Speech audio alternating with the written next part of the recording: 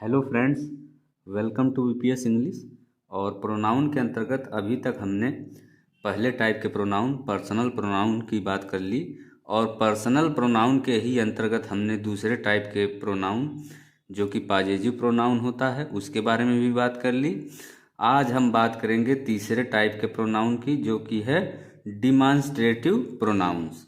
तो demonstrative pronounce या संकेतवाचक सर्वनाम क्या होते हैं, आइए इसको समझते हैं।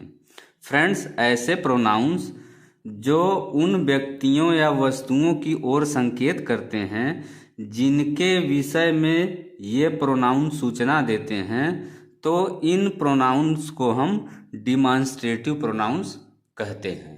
तो ये हो गई डिमॉन्स्ट्रेटिव प्रोनाउन की बात। अब हम डिमॉन्स्ट्रेटिव प्रोनाउन के कुछ एग्जाम्पल्स की बात करते हैं। तो एग्जाम्पल के तौर पर this, that, these, those, such, the same, ये सभी क्या हैं, डिमॉन्स्ट्रेटिव प्रोनाउंस हैं। नेक्स्ट पॉइंट की अगर हम बात करें, यदि this, that, these, those, such, the same इनका प्रयोग नाउन के पहले हो तो ये जो है डिमॉन्स्ट्रेटिव एडजेक्टिव्स कहलाते हैं, अन्यथा ये क्या कहलाएंगे, डिमॉन्स्ट्रेटिव प्रोनाउंस कहलाएंगे। तो अब हम बात करते हैं डिमॉन्स्ट्रेटिव प्रोनाउंस के एग्जाम्पल्स की। तो यहाँ पे नीचे कुछ सेंटेंसेस दिए गए हैं, इनकी सहायता से हम डिमॉन्स्ट्रेटिव प्रोनाउंस को समझेंगे। एग्जाम्पल नंबर 1, वह लाल किला है, यानी that is the red fort.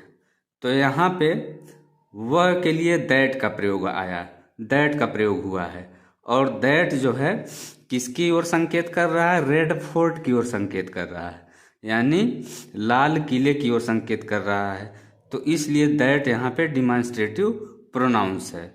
इसी तरह से अब हम बात करेंगे एग्जाम्पल नंबर 2 की, यह उसकी ओर से एक उपहार है, यानी this is a gift from her. तो यह के लिए यहाँ पे दिस का प्रयोग हुआ है, और दिस जो है क्या है, डिमॉन्स्ट्रेटिव प्रोनाउन है। दिस यहाँ पे क्या है, डिमॉन्स्ट्रेटिव प्रोनाउन है। तो ये हो गया एग्जाम्पल नंबर 2। अब हम नेक्स्ट एग्जाम्पल की बात करेंगे। फ्रेंड्स, नेक्स्ट एग्जाम्पल हमारा क्या है, एग्जाम्पल नंबर 3, ये तो महज बहाने हैं, यानी दीज आर मियरली एक्सक्यूजेज।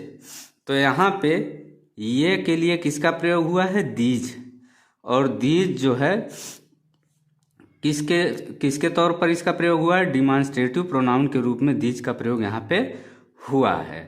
महज बहाने के लिए यहाँ पे मियरली एक्सक्यूजेज का प्रयोग किया गया है। एक्सक्यूजेज मतलब बहाने, और महज के लिए यहाँ पे मियरली का प्रयोग हुआ है। अब हम बात करेंगे एग्जाम्पल नंबर 4 की, वे किताबें हैं, यानी दोज आर बुक्स। तो यहाँ पर वे के लिए दोज का प्रयोग किया गया है, और दोज किसकी ओर संकेत कर रहा है, बुक्स की ओर संकेत कर रहा है। तो दोज यहाँ पे इसीलिए क्या है, डिमॉन्स्ट्रेटिव प्रोनाउन है। अब हम बात करेंगे एग्जाम्पल नंबर 5 की। एग्जाम्पल नंबर 5 क्या है, अजनबी का स्वागत ऐसे ही किया जाता है, यानी the stranger is welcomed as such.